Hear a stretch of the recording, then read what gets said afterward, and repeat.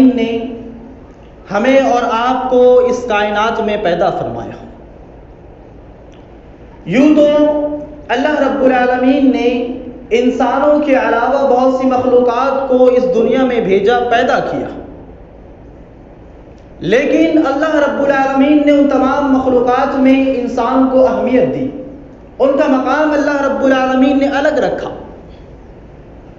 کہ ایسا نہیں کہ اللہ رب العالمین نے بس انسان کو پیدا کر دیا اور انسان اس کی بنائی ہوئی زمین پر جس طریقے سے چاہے اپنی منمانی کرتا ہوا اپنی زندگی گزارے اور دنیا سے چلا جائے. یہ انسان کا مقصد نہیں، بلکہ اگر اللہ رب العالمین نے ہمیں اور آپ کو پیدا فرمایا ہے تو اس کا مقصد بھی اللہ رب العالمین نے جو بیان کیا کہ الذی خلق الموت والحیات لیبلوکم ایکم احسن عملا، کہ بے شک یقیناً اللہ رب العالمین نے موت اور حیات کو پیدا کیا. یہ سانسیں جو ہم اور آپ فری میں لے رہے ہیں، یہ آکسیجن جو ہم حاصل کر کے اپنے اعضاء اور جوارح کو جو ہم حرکتیں دیتے ہیں، یہ سانسیں دینے کا مقصد یہ ہے، اور ان سانسوں کو ختم کرنے کا اللہ رب العالمین کا مقصد یہ ہے لیبلوکم، تاکہ وہ تمہارا امتحان لے، تم کو آزمائے. اور کس چیز میں آزمائے؟ ایکم احسن عملا، کہ کون دنیا میں اچھے اعمال کرتا ہے. یعنی موت اور حیات کو پیدا کرنے کا سادہ سا مقصد اللہ رب العالمین نے بتایا ہے. اس میں کوئی غور و فکر کرنے کی ضرورت نہیں کہ ہمیں اور آپ کو عمل کرنا ہے، نیک اعمال ہمیں اور آپ کو انجام دینا ہے. یہی ہمارے اعمال طے کریں گے کہ ہم نے دنیا کی زندگی گزار کر اپنے رب کو راضی کیا ہے یا نہیں کیا. ہم نے اس دنیا میں زندگی گزار کر اپنے رب کو ناراض کیا ہے یا نہیں. یہ مقصد اللہ رب العالمین ہمارے اعمال کے ذریعے طے کرے گا. تو میرے بھائی اور دوستو، آیت کریمہ سے بالکل معلوم ہوا کہ ہمیں اور آپ کو عمل کرنا ہے. عمل کے بغیر ہماری نجات نہیں ہے. مزید اللہ رب العالمین نے سورہ زاریات میں اس بات کو بیان کرتے ہوئے فرمایا وَمَا خَلَقْتُ الْجِنَّ وَالْإِنسَ إِلَّا لِيَعْبُدُونَ، کہ بے شک ہم نے انسانوں اور جناتوں کو اس لیے پیدا کیا تاکہ وہ صرف اور صرف اللہ رب العالمین کی عبادت کریں. اپنے رب کی بندگی کے لیے، رب کو راضی کرنے والے کاموں کے لیے اللہ رب العالمین نے جنوں اور انسانوں کو پیدا کیا. تو یہ میرے بھائی اور دوستو ہماری اور آپ کی زندگی کا مقصد ہے جو اللہ رب العالمین نے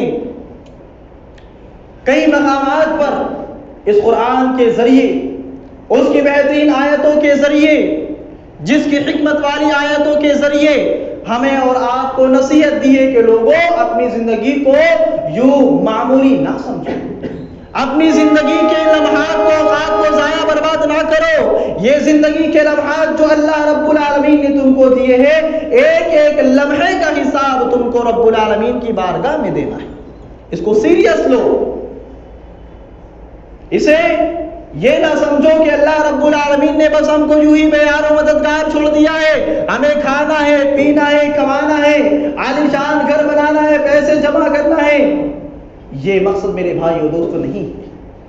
عمل ہونا، اعمال ہونا، نیک اعمال ہونا، وہ کام ہونا جس کے ذریعے ہم آپ جنت کو حاصل کر سکتے ہیں، وہ اعمال ہونا جن اعمال پر عمل پیرا ہو کر ہم اپنے آپ کو جہنم کی آگ سے بچائیں. میرے بھائی اور دوستو، یہ اعمال، یہ نیکیاں، یہ ایسا ساتھی ہے، یہ ہمارے اور آپ کے ایسے ہم سفر ہیں میرے بھائی اور دوستو کہ دنیا کا کتنا بھی مضبوط رشتہ ہو، چاہے وہ خون کا رشتہ ہو، چاہے وہ میاں بیوی کا رشتہ ہو، چاہے وہ جگری دو دوستوں کے آپس میں ہونا پیدا ہونے والا اہم رشتہ ہو، دنیا کا کوئی بھی رشتہ ہو، وہ تمام رشتے ایک نہ ایک دن ہم سے جدا ہونے والے ہیں، ہمارا ساتھ چھوڑ دینے والے ہیں، ہمارے منہ پر خاک ڈال کر اپنی پیٹھ دکھا کر واپس پلٹنے والے ہیں. یہ تمام رشتے ہیں، لیکن ایک رشتہ ایسا ہے، اعمال کا رشتہ ایسا ہے میرے بھائی اور دوستو جو مرنے کے بعد بھی آپ کے ساتھ ہوگا.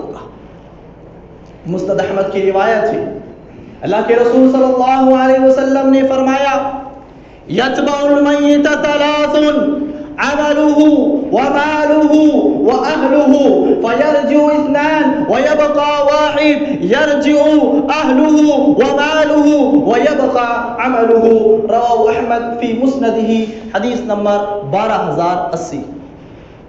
اللہ کے رسول صلی اللہ علیہ وسلم نے بیان فرمایا کہ 3 چیزیں میت کے ساتھ آتی ہیں۔ جب انسان کا ناطا اس دنیا سے کٹ جاتا ہے، جب اس کی سانسیں رک جاتی ہیں، تو 3 چیزیں میت کے ساتھ آتی ہیں، اور ان 3 چیزوں میں سے 2 چیزیں ایسی ہیں جو اس کا ساتھ چھوڑ دیتی ہے، اس کے ساتھ نہیں آتی ہے، اور ایک چیز جو ہوتی ہے جو اس میت کے ساتھ برابر لگی رہتی ہے۔ واپس پلٹنے والی 2 چیزیں یہ کہ جو اس کا مال ہے، وہ مال اس کے ساتھ قبرستان تک آتا ہے، لیکن وہ مال پلٹ کر واپس چلا جاتا ہے۔ جو غلام اس نے کمائے ہوئے ہوتے ہیں، جو گاڑی، جو بنگلے، جو سواریاں اس کے پاس موجود ہوتی ہے، اس کی میت پر لوگ اسی سواری پر سوار ہو کر قبرستان تک آتے ہیں، اور جب واپس جاتے ہیں تو اس کی کمائی ہوئی گاڑیاں، کاریں، بائکیں واپس اپنے ساتھ لے کر چلے جاتے ہیں، تو مال واپس چلا جاتا ہے۔ وَأَهْلُهُ، اور اس کے اہل و عیال، اس کے رشتہ دار جو اس کے لیے مصیبت میں کام آیا کرتے تھے، جو غم و پریشانی میں اس کے ساتھ کھڑے ہوا کرتے تھے، وہ تمام رشتہ دار، بھائی ہو، باپ ہو، چچیرے بھائی ہو، پھوپھیزاد بھائی ہو، تمام رشتے جو دنیا میں جو اس سے ہم اور آپ منسلک ہوتے ہیں، وہ تمام رشتے، تمام اہل و عیال اس آدمی کو یوں ہی قبر میں چھوڑ کر واپس چلے جاتے ہیں۔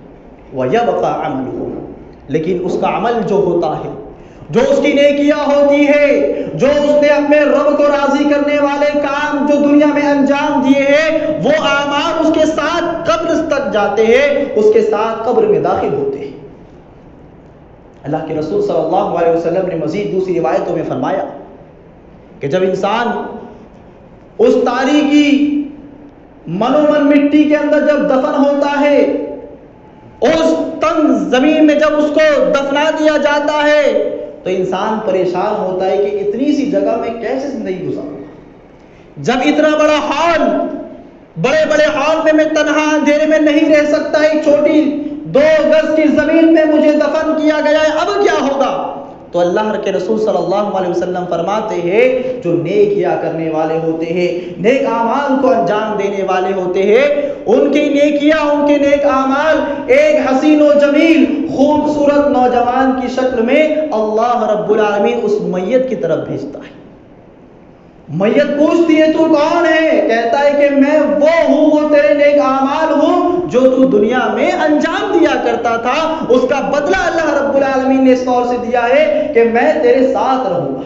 تجھے پریشان ہونے کی، اس قبر کی تاریکیوں سے، اس میں ہونے والے جانور کی جو خوف ہوتی ہے، وحشت ہوتی ہے، اس سے ڈرنے کی تجھے ضرورت نہیں ہے، میں تیرا ساتھ دینے کے لیے ایک نوجوان، خوبصورت نوجوان کی شکل میں تیرے پاس آیا۔ تو میرے بھائیو دوستو، اللہ کے رسول صلی اللہ علیہ وسلم نے ہمارے سامنے جو چیز کی طرف ہم اور آپ بھاگتے ہیں، وہی چیز کے بارے میں محمد رسول اللہ صلی اللہ علیہ وسلم نے فرمایا کہ تمہارا ساتھ چھوڑنے والی ہے، اور جس چیز کو تم بڑا ہلکا سمجھتے ہو، تم اپنے اہل و عیال کی محبت میں، اپنے مال کی کمائی میں، اپنے مال کی بڑھوتری کی وجہ سے جس چیز کو تم چھوڑ کر چلے جاتے ہو، وہی تمہارا ساتھ دینے کے لیے تیار ہے۔ تو اب تم فیصلہ کرو، اللہ رب العالمین نے تمہیں سوچنے سمجھنے کی صلاحیت دی ہے کہ تم کس کو اپنا دوست بنانا چاہتے ہو، اس کو بنانا چاہتے ہو جو تمہارا ساتھ چھوڑنے والے ہیں، یا ان کو اس چیز کو بنانا چاہتے ہو جو چیز تمہارے ساتھ قبر تک جانے والی ہے۔ اسی طریقے سے میرے بھائیو دوستو، قبر میں داخل کیا گیا، اگر نیک اعمال ہیں تو بہتر ہے، ورنہ اگر برے اعمال ہیں میرے بھائیو اور دوستو، تو وہ معاملہ رب اور اس بندے کے علاوہ کوئی نہیں جانتا کہ اس کے ساتھ کیا اس قبر میں بیتتی ہے۔ اور قبر کا مرحلہ طے کرنے کے بعد ایک مرحلہ آنے والا ہے جسے ہم اور آپ آخرت کا مرحلہ کہتے ہیں۔ وہاں پر بھی کیا ہوگا میرے بھائیو دوستو، ایمان کام آنے والا نہیں۔ یہ دوستی جہاں پر ہم اپنا وقت ضائع کرتے ہیں، جن دوستوں کے خاطر، جن غلط محفلوں کی خاطر ہم اپنے اعمالوں میں کوتاہی برتتے ہیں، یہ دوستی بھی ہمارے اس دن کام آنے والی نہیں ہے۔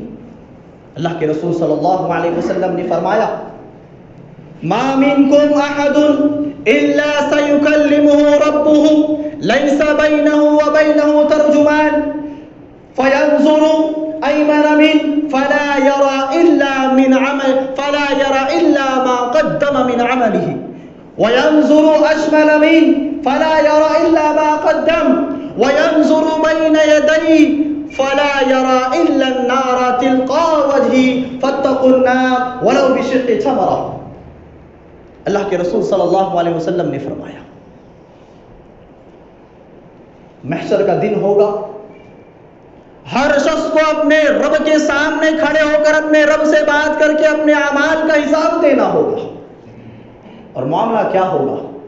ہر شخص ڈائریکٹ اللہ رب العالمین سے بات کر رہا ہوگا، بیچ میں کوئی ترجمہ کرنے والا فرشتہ موجود نہیں ہوگا جو رب کی بات بندے تک یا بندے کی بات رب تک پہنچائے۔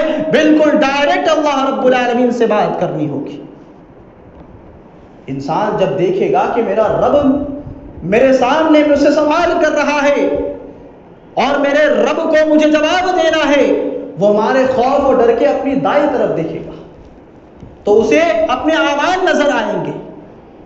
اگر نیک ہے، اگر متقی پرہیزگار تھا، دنیا میں نیکیاں کرنے والا تھا تو اچھے اعمالوں کو اپنی جانب دیکھے گا، اور اگر رب کی نافرمانیاں کرنے والا تھا، اعمال میں کوتاہیاں کرنے والا تھا تو اپنے برے اعمال کو اپنی طرف دیکھے گا، پھر مارے ڈر کے اپنے الٹے ہاتھ کی طرف دیکھے گا تو اس طرف بھی اس کو اس کے اعمال نظر آئیں گے۔ وہی طے کریں گے متقی تھا، فاجر و فاسق تھا، اسی اعتبار سے عمل اس کو نظر آئیں گے۔ پھر مارے خوف کے سامنے دیکھے گا تو سامنے اسے جہنم کا منظر نظر آئے گا، بھڑکتی آگ اس کے سامنے ہوگی۔ محمد رسول اللہ صلی اللہ علیہ وسلم نے، پیارے رسول صلی اللہ علیہ وسلم نے بیان کرتے ہوئے فرمایا، فاتقوا النار، میرے صحابہ اس جہنم کی آگ سے اپنے آپ کو بچا لو، ولو بشق تمرہ، اگر اس جہنم سے بچنے کے لیے حقیر سے حقیر چھوٹا سا چھوٹا نیک عمل ہی تم کو کیوں کرنا پڑے، تمہیں اگر اللہ کے راستے میں ایک کھجور ہے اس کے 2 حصے کیے جائے اور اس کا ایک شق ایک ٹکڑا اگر تمہارے پاس ہو اور اس کے ذریعے تم جہنم سے بچ جاتے ہو تو میرے صحابہ اس کھجور کے ٹکڑے کو صدقہ کر کے تم اس جہنم سے اپنے آپ کو بچاؤ۔ ہلکے سے ہلکا عمل کیوں نہ ہو، اگر وہ تم کو جہنم کی آگ سے بچاتا ہے تو میرے صحابہ تم وہ عمل کر کے اپنے آپ کو جہنم سے بچاؤ۔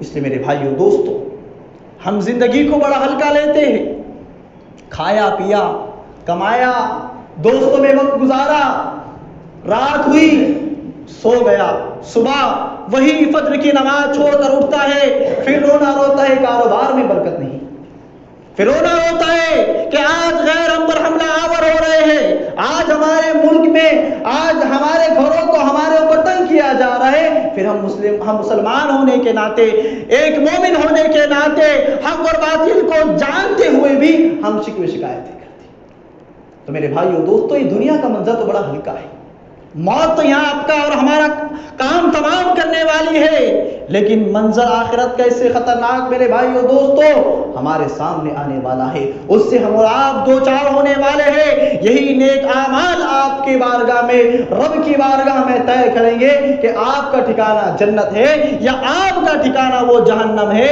جس کے لیے محمد رسول اللہ صلی اللہ علیہ وسلم نے چھوٹے سے چھوٹا عمل کرنے کی ہمیں اور آپ کو ہدایت دی۔ میرے بھائیو دوستو، اگر اللہ رب العالمین نے ہمیں اور آپ کو موقع دیا ہے، فرصت دی ہے، ان اعمال کے لیے جلدی کریں، ان اعمالوں میں جتنی جلدی ہو سکے ان نیکیوں کو اپنے دامن میں بٹور لے، اس لیے کہ ملک الموت ہمارے اور آپ کی روح کا فیصلہ لے کر کھڑا ہے۔ کس وقت، کس گھڑی، کس مقام پر، کس جگہ ہم اور آپ نہیں جانتے ہیں کہ ہماری زندگی کا معاملہ تمام کر دیا جائے، ہمارے جسم سے روح کھینچ لی جائے، یہ ہم اور آپ نہیں جانتے ہیں۔ اس لیے محمد رسول اللہ صلی اللہ علیہ وسلم نے فرمایا بادروا بالاعمال قبل الفتن كقطع الليل مظلم يصبح الرجل مؤمن ويمسي كافرا ويمسي مؤمن ويصبح كافرا يبيع دينه بعرض من الدنيا. اللہ کے رسول صلی اللہ علیہ وسلم نے فرمایا کہ میرے صحابہ نیکیاں کرنے میں جلدی کرو، نیک اعمال کو انجام دینے میں آگے بڑھو، ان خطرناک فتنوں کے آنے سے پہلے پہلے جو اندھیری رات کے ٹکڑوں کی طرح ہو گئے. کہاں ہے، کدھر ہے؟ اندھیری رات میں تم کو سمجھ نہیں آئے گا کہ کیا فتنہ ہے اور کیا نجات کا ذریعہ ہے. اس لیے میرے صحابہ ان فتنوں کے آنے سے پہلے پہلے نیک اعمال کو انجام دینا. اس لیے کہ میرے بھائیو دوستو، جب فتنے آتے ہیں نا تو انسان جب فتنوں میں مبتلا ہوتا ہے پھر اس کو نیک اعمال کرنے کی فرصت نہیں ملتی.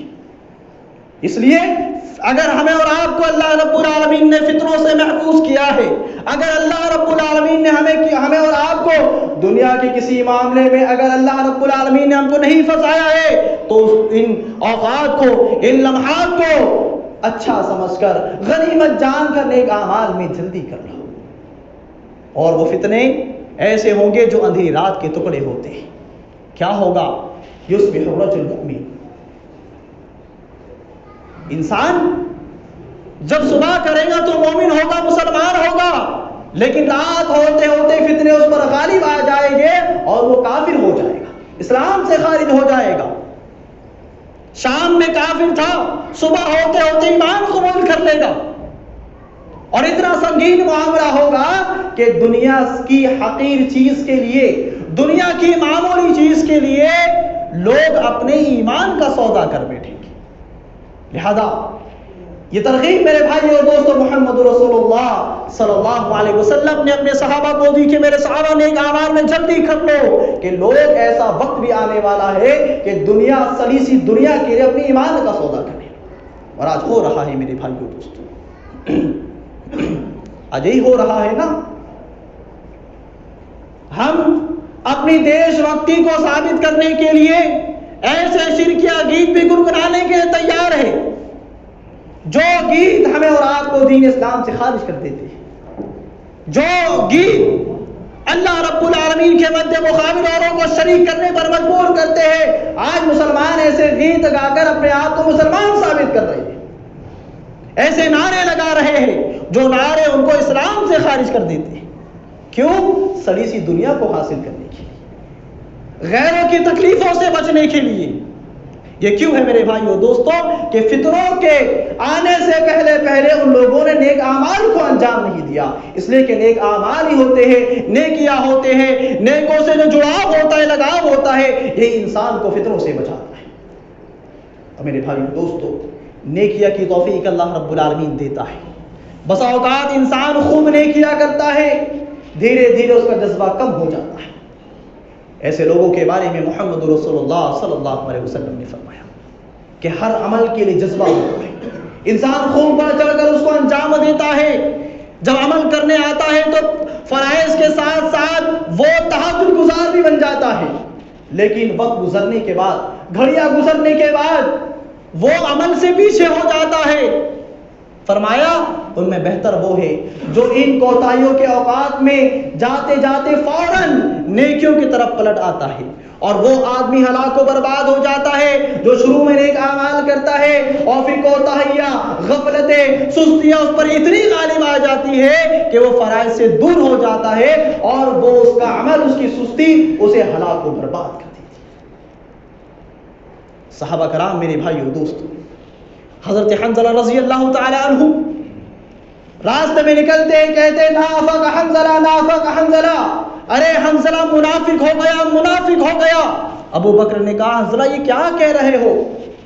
کہا جب محمد رسول اللہ صلی اللہ علیہ وسلم کے پاس ہوتا ہوں، جب آپ کی مجلسوں میں حاضر رہتا ہوں، تو جب آپ کے منہ سے جنت و جہنم کا ذکر سنتا ہوں تو ایسا لگتا ہے کہ میرے سامنے جنت و جہنم کو لا کر رکھ دیا گیا ہے. لیکن جیسے ہی میں آپ کی مجلس سے دور ہوتا ہوں، کمائی میں، تجارت میں، اولاد میں، رشتہ داروں میں لگ جاتا ہوں اور میں وہ منظر کو اپنی آنکھوں سے کھو دیتا ہوں. اس لیے میں تو منافق ہو گیا، میرا عمل مجھے منافق بنا دیا ہے۔ ابو بکر نے کہا یہ معاملہ تو ابو بکر کے ساتھ بھی ہوتا ہے۔ کہا چلو محمد رسول اللہ صلی اللہ علیہ وسلم کے پاس حل معلوم کرتے ہیں۔ آپ صلی اللہ علیہ وسلم کے پاس وہ یہی بات کہتے کہ حنظلہ منافق ہو گیا۔ اللہ کے رسول کہتے نہیں میرے حنظلہ ایسا نہ کہو، یا حنظلہ ساعتن ساعتن ساعتن، 3 مرتبہ اللہ کے رسول صلی اللہ علیہ وسلم نے کہا حنظلہ ایسا نہیں ہے کہ اگر تم محمد رسول اللہ صلی اللہ علیہ وسلم کی محفلوں میں ہمیشہ حاضر رہو، ہمیشہ برتو، تو تمہارا معاملہ ایسا ہو جائے گا کہ رب کے فرشتے راستوں میں تم سے مصافحہ کریں گے۔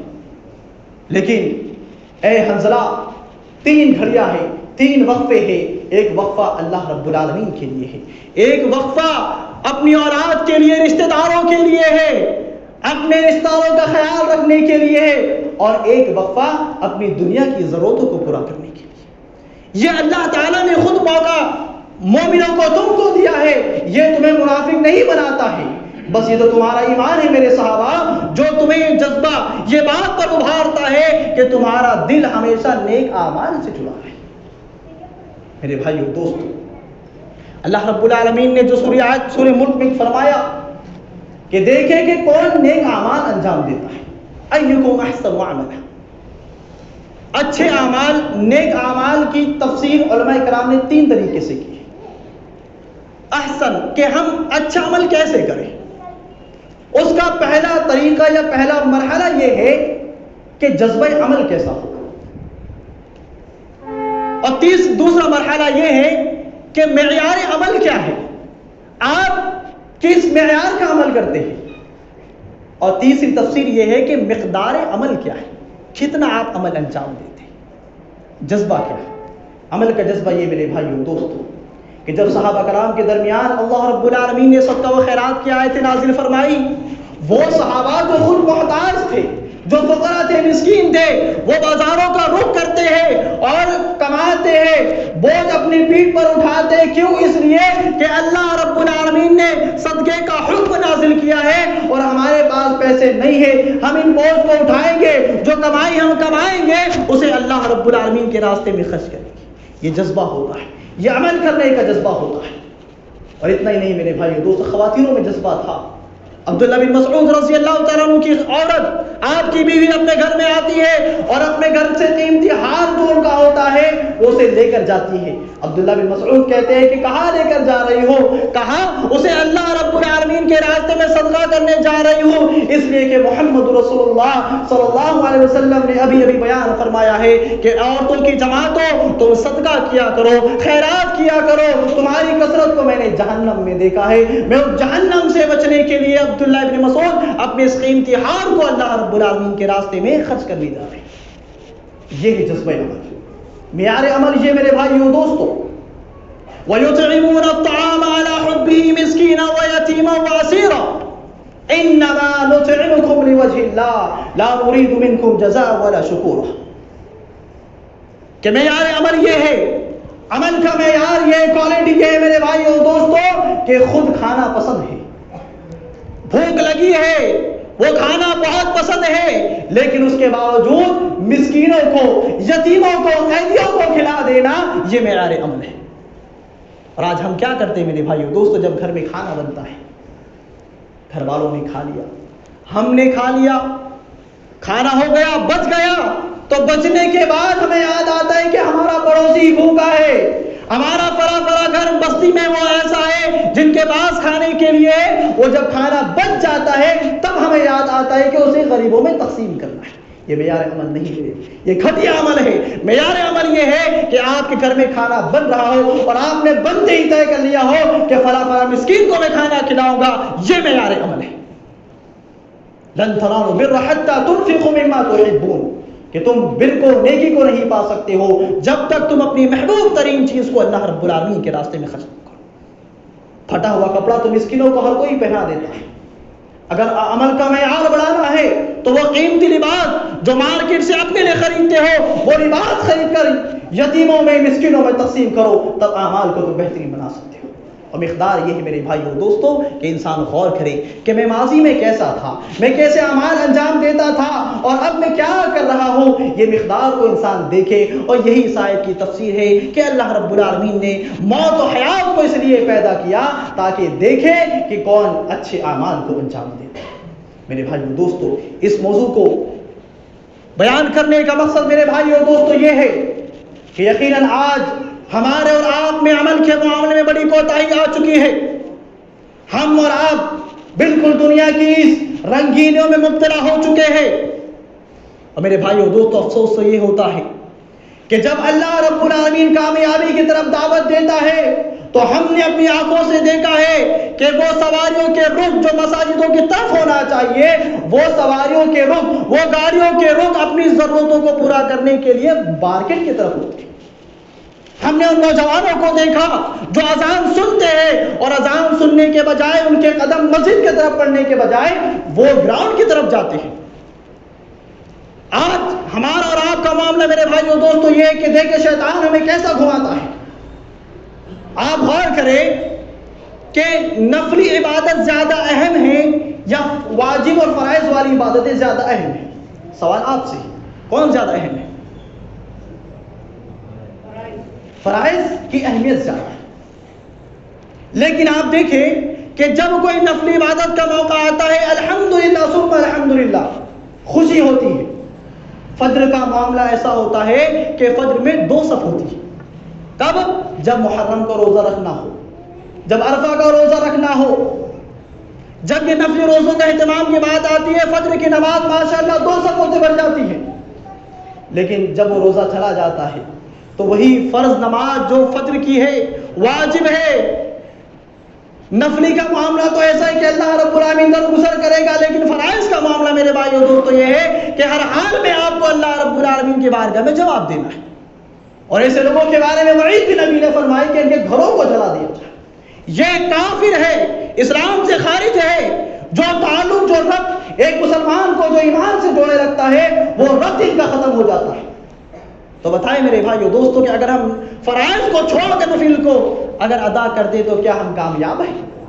اگر کوئی شخص اپنے کالج کا، اسکول کا سلیبس چھوڑ کر کے اگر وہ لائبریری کی کتابیں پڑھے تو کیا وہ کامیاب ہو پائے گا؟ نہیں میرے بھائیوں دوستوں۔ تو ان چیزوں کو میرے بھائیوں دوستوں ہلکے میں نہ لیں۔ اللہ کے لیے، نیک اعمال کے لیے آگے بڑھے۔ فتنوں کا ماحول آ چکا ہے، لوگ اپنے ایمان کا سودا دنیا کی حقیر چیزوں کے لیے کر رہے ہیں۔ لہذا میرے بھائیوں دوستوں، ان فتنوں میں مبتلا ہونے سے اگر آپ بچنا چاہتے ہو تو رب کی بارگاہ کو آپ کو مضبوطی سے تھامنا ہوگا۔ نیک اعمال کو آپ کو بالکل ویسے عمل کرنا ہوگا جس طریقے سے محمد رسول اللہ صلی اللہ علیہ وسلم نے عمل کرنے کی ہمیں اور آپ کو وصیت کی ہے، تاکید کی ہے، ویسا عمل اور آپ ہمیں اور آپ کو انجام دینا ہوگا۔ آخر میں اللہ رب العالمین سے دعا ہے اللہ تعالی ہم سب کو نیک اعمال کرنے کی توفیق عطا فرمائے۔